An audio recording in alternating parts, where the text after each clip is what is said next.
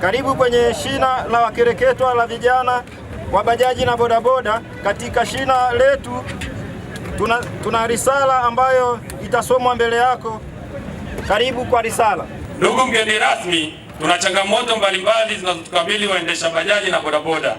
Waendesha bajaji na waendesha bodaboda tunaendesha vyombo ambavyo si vyetu, ila matajiri wetu wametupa ili kila siku tuwapatie fedha iliyopatikana kila uchao, na sisi tunapata kiasi kidogo sana cha fedha kwa kujikimu kimaisha, na wakati mwingine tubaki hatuna chochote baada ya kukamilisha hesabu ya tajiri.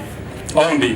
Ndugu mgeni rasmi, tunaomba tupewe mikopo ya pikipiki na bajaji ili tuweze kuendesha shughuli zetu kwa ushirikiana sisi wenyewe ili tuweze kujitegemea. Hawa vijana nilifanya nao vikao, vijana wa pikipiki na bajaji. Nikawauliza swali, vijana wangapi wamepata mkopo wa pikipiki na bajaji kutoka halmashauri ya wilaya Hai? Walinyoosha wachache sana. Baada ya kunyoosha wachache, tukatengeneza timu wakiwemo na viongozi wa Chama cha Mapinduzi, tukishirikiana na maafisa maendeleo ya jamii ili watusaidie hawa vijana ambao ndio wanafanya kazi ya pikipiki. Kwanza, wana uzoefu; mbili, wana utayari wa kufanya kazi; tatu, hawa ni wateja wazuri wanaweza kurejesha kwa sababu ni kazi wanaoijua. Tofauti na sasa hivi ambapo wanakopeshwa pikipiki na mtu alafu wanalipa kwa riba nyingi. Mwenyekiti wa halmashauri yuko hapa, diwani wa kata ya Bomang'ombe yuko hapa, mwenyekiti wa kata hii pamoja na halmashauri yake yuko hapa.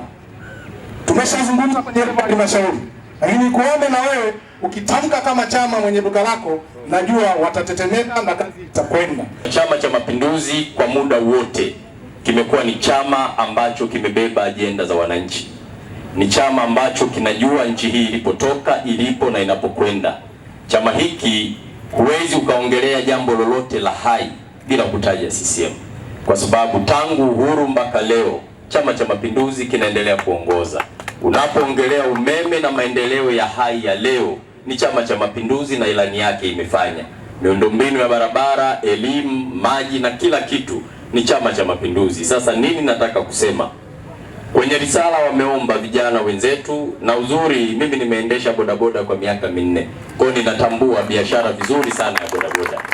Na wengine huwa wanahisi naongea masiara, lakini ndio ukweli, na rekodi hizo nyingi tu. Ninachotaka kusema, bodaboda bajaji ni ajira kama ajira nyingine. Watu wanasomesha kwa bajaji, wanatunza familia kwa bajaji, wanasomesha kwa bodaboda na kulea familia zao kwa bodaboda. Kwa hiyo Mheshimiwa Rais aliwaita hawa ni maafisa usafirishaji, kwa sababu kazi wanayofanya ni kazi kubwa ya kuweza kutoa raia sehemu moja kwenda sehemu nyingine. Kwa hiyo tunawashukuru sana na Mungu azidi kuwalinda na kuwapa afya. Kwenye risala mmeomba swala la mikopo. Kwanza, sheria inatutaka kila halmashauri nchini itenge 10% za mapato ya ndani, na hili sio jambo la kubembelezana, ni jambo la lazima. Kwa hiyo ukiona kuna halmashauri yoyote nchini haitengi haya mapato, maana yake huyu mkurugenzi na madiwani wake na wengine ni kwa makusudi wameamua tu kukiuka maelekezo ya serikali ambayo yapo wazi. Kwa hiyo vijana wanapewa 4%, kina mama 4%, watu wenye mahitaji maalum wanapata 2%. Hili ni takwa la kisheria na ni la lazima. Sasa mimi nimwelekeze mkurugenzi wa halmashauri, upo kaimu, fikisha salamu kwa mkurugenzi wako, mwambie hayo mapato ya ndani yatengwe. Hawa vijana kikundi hiki na mimi nitafuatilia kwamba wapate hiyo mikopo ya pikipiki, kwa sababu kuna baadhi ya maeneo lazima tukubali, kuna watu wanapewa dhamana hawatimizi wajibu. Hapa unaweza ukauliza vijana wangapi wanajua hii mikopo inavyopatikana, unaweza kukuta hawajui. Na kwa nini hawajui? Kwa sababu wapo maafisa maendeleo wamejifungia ofisini, hawatoki nje kwenda kutoa hii elimu.